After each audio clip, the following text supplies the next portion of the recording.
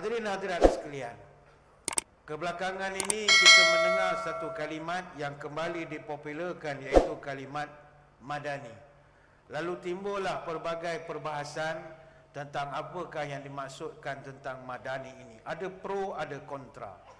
Tetapi kalau kita lihat, perkataan madani ini adalah dinisbahkan kepada Madinah Al-Munawwarah. Itu asasnya.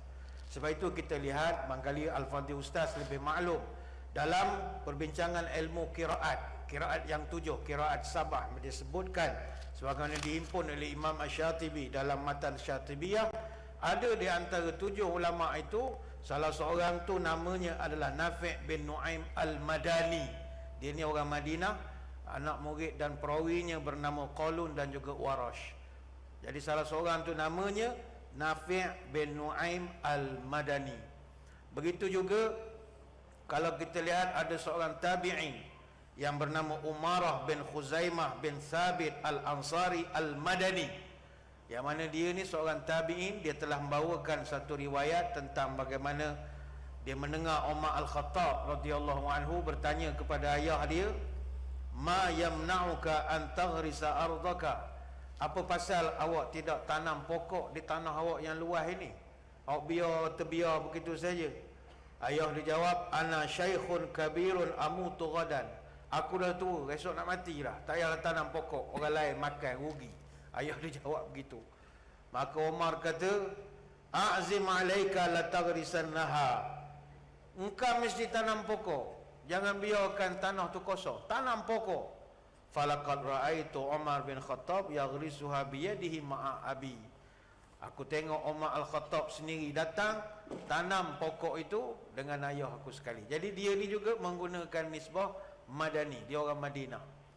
Ataupun macam kita yang mengaji Al-Quran, kita kenal dengan ayat-ayat Quran ni, ada ayat dipanggil Makkiyah dan satu lagi Madaniyah. Ayat Makkiyah ni yang turun di Mekah, ada 86 surah. Ayat-ayat atau surah yang turun di Madinah dipanggil Madaniyah. Ada berapa surah? Ada 28 surah.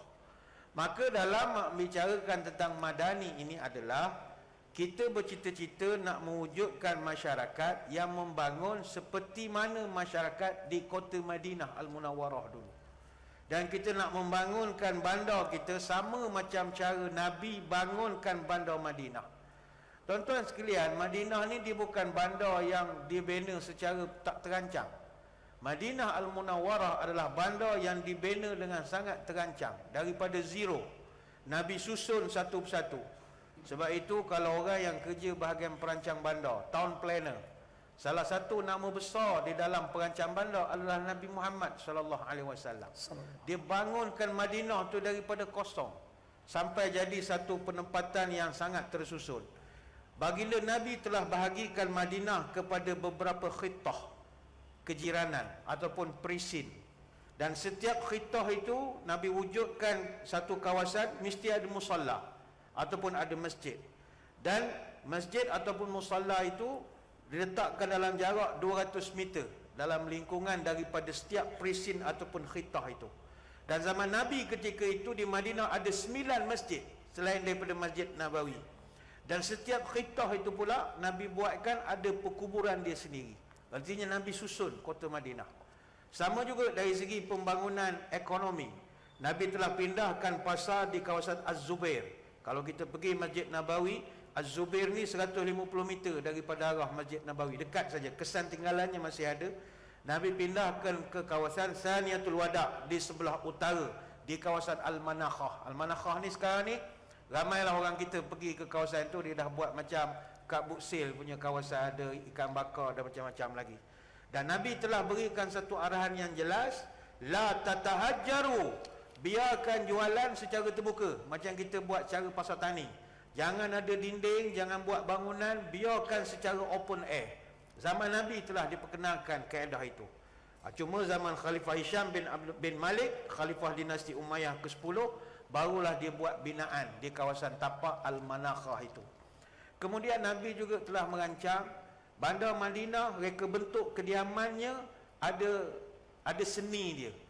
Dan kediaman yang dibina di zaman Madinah itu mesti memelihara hak dan juga privasi penghuni dia. Sebab itulah apabila ada orang marah kepada majlis bandaraya, nak renovate rumah kena kebenaran, kalau tak buat salah sambung rumah sendiri bukan pakai duit awak. Tak. Apabila kita renovate rumah mengganggu ketenteraman rumah orang atau menyekat orang punya kebebasan, itu adalah kesalahan dalam agama. Sehingga Nabi mengajarkan fala tahjubur rih, jangan awak bina binaan yang menyekat angin masuk ke rumah orang. Kenapa? Sebab asalnya tak berdinding, awak buat dinding tanpa kebenaran. Ataupun awak sambung dapur sampai ke longkang belakang, air menitik masuk ke laman rumah orang atau belakang rumah orang. Jadi ini bukan peraturan duniawi, ini peraturan Nabi susun supaya orang selesa duduk dalam kediaman masing-masing.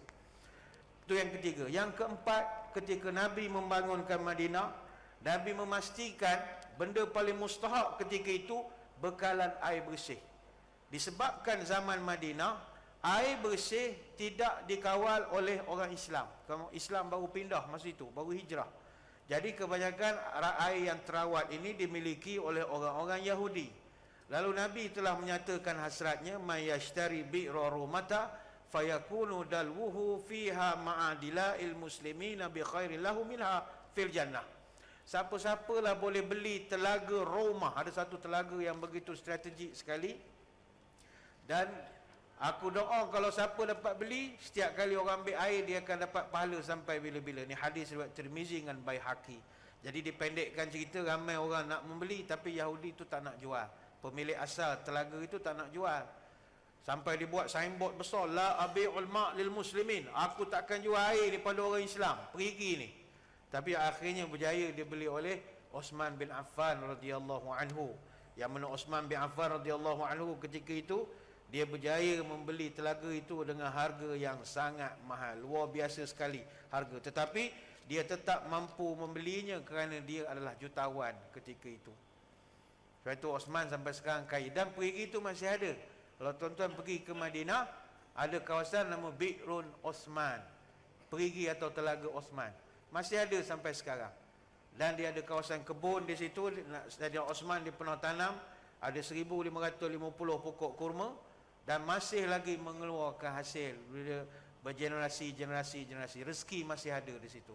Nanti tuan-tuan dia nak berangkat cuti sekolah, ziarah Madinah, pergi je sendiri, tahan teksi Ujrah putih tu. Dia tanya Rahfin bagaimana? Bi'run Osman, semua orang tahu. Cakap elok-elok Bi'run Osman, yang cakap Kelantan dia tak faham. Rahfin, Bi'run Semeh. Semeh apa dia? Semeh. Semeh duk mana Kota Baru kau? Bi'run Osman ke Semeh. Semeh tak ada. Itu yang keempat. Yang kelima, Nabi buat insentif untuk tanam pokok secara besar-besaran. Sebab itu kita pergi ke Madinah, kita tengok muka buminya berbeza dengan Mekah. Mekah agak gersang tandus berbanding dengan Madinah. Sekarang dah ada pakej baru pula dah, bersantai di ladang kurma. Satu pakej baru orang sana sediakan. Duduklah ramai-ramai bawa pokok kurma, dengar ceramah, dengar menasib bagai-bagai, sambil makan unta, makan kambing. Itu pokok-pokok yang ditanam itu inisiatif yang dilakukan sejak daripada zaman Nabi SAW. Nabi minta ramai orang supaya tanam pokok. Itu sebablah zaman Nabi, siapa yang usahakan tanah terbiak, maka mereka akan diberikan anugerah tanah itu. Dan ini dalam kaedah fiqh ada disebutkan, man ahya ardan maitatan fahiya lahu wa laisa li'irkin zalimin haqqun. Terkenal dalam fiqh ada satu bab ihya al-mawat, iaitu membuka tanah yang mati dan juga kita bercocok tanam pada tanah itu. Jadi ini yang telah dilakukan oleh baginda Nabi SAW. Sebab itulah dalam konteks Malaysia yang nak melaksanakan Madani ini, walaupun akronimnya telah ada dinyatakan oleh Yang Amat Berhormat Perdana Menteri, tapi bagi saya memiliki akronim tersendiri untuk kalimat Madani ini. M, masyarakat adalah majikan. A, amanah jangan dilupa. D, dana mesti dimanfaatkan. A, aduan wajib diterima. N, negara segeralah dibangunkan. Dan I, inisiatif tulen dan terbuka kepada semua. Maka kaedah Madinah ini yang kita nak bawa, pembudayaan masyarakat bertamadun yang kita nak bawakan ke dalam bandaraya kita Kuantan yang dikasihi ini. Wallahu a'lam.